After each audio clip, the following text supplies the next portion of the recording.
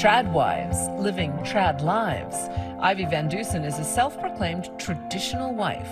I recommend getting ready, doing some makeup, putting on a cute outfit before you see your husband. My brand is embracing motherhood and enjoying motherhood. If you've been on social media, you've probably seen the hashtag beautiful women cooking, cleaning, and embracing life as stay-at-home moms. These glossy, gorgeous videos showcasing life seemingly plucked out of history. The definition of a tradwife is not merely someone who stays at home, but who romanticizes it in a sort of retro nostalgic way, where we are looking back not only to the way things worked in the 50s, but the values that families had in the 50s. The unofficial queen of the tradwife movement, Nara Smith, the 22-year-old former model and mother of 3, followed by millions. Other TikTok stars like Esty Williams also proudly tagging their content. It's a trend launching think pieces and op-eds all around the world. There's a new generation, though, of young women. They are proudly embracing this label of trad wife. This trad wife, I guess it's a Gen Z thing. I'm sorry, 50 years ago was not a place I ever want to be back. Exactly. But there could be more at work here. A recent study found that tradwife content on less regulated platforms like YouTube and X, formerly known as Twitter, could steer social media users down the rabbit hole of radical far-right content and misinformation, something podcasters and YouTubers are picking up on. Whether tradwives intend to or not, their politics serve as a starting point for alt-right radicalization. But as the trend rises, American women are trying to avoid a new culture war, pitting moms who work against the moms who choose to stay home. I think for a lot of women, work is not necessary, it's a preference. What do you say to the commenters who say you're setting women back 50 years? Oh, I just disagree completely. Do you ever get criticized for being a working mom? On social media, there's a lot of criticism of like, who's raising your kids right now? The trend recently hit a boiling point after Kansas City Chiefs kicker Harrison Butker said this in a commencement speech last month. So I think it is you, the women, who have had the most diabolical lies told to you. I loved what he had to say about motherhood. I didn't really find an issue with it at all. But how does that work in a modern society where more than 56% of American women are in the workforce, significantly more than in 1950? It's such a simple little toy, but it's really educational. Ivy says she always wanted to be a mom. So this is just one piece. So when you were in college studying broadcast journalism, did you have a dream job? I've always wanted to be a mom, to be honest with you, and that doesn't even sound like your classic dream job, but I did just want a family. Now mom to 2 boys, she juggles snack time and craft time with content creation. What does being a trad wife mean to you? Obviously just a traditional wife. I think a lot of people, unfortunately, kind of have this negative view of the way people used to live. I was really close with my grandma and with both my grandmothers and even my great-grandmother, and they were just like the coolest women. When I hear homemaker, when I hear traditional woman, I think of really amazing women.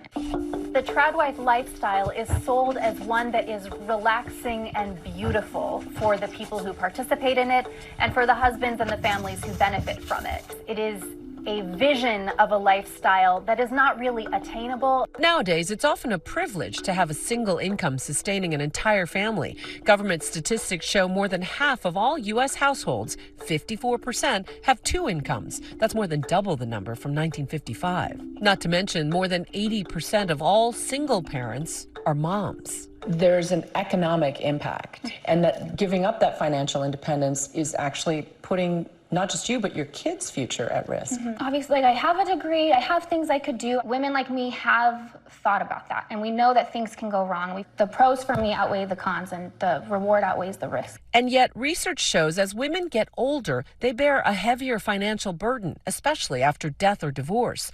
The average age of widowhood is 59 years old, but women on average live decades longer.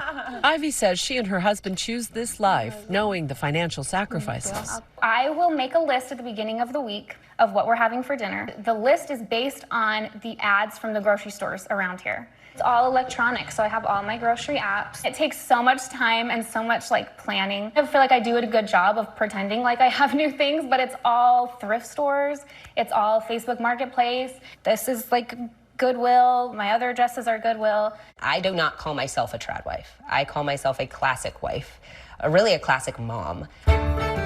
For Abby Roth, social media has allowed her to share her more conservative views, including strong opinions on the roles of men and women. Men are definitely in a position to protect and make sure that mom can do what she needs to do so the kids get nurtured. And that's the thing that really breaks my heart, is the women who would love to stay at home, but just feel like they can't, feel like they shouldn't, feel like they have too many other obligations to their potential. A little fish in there?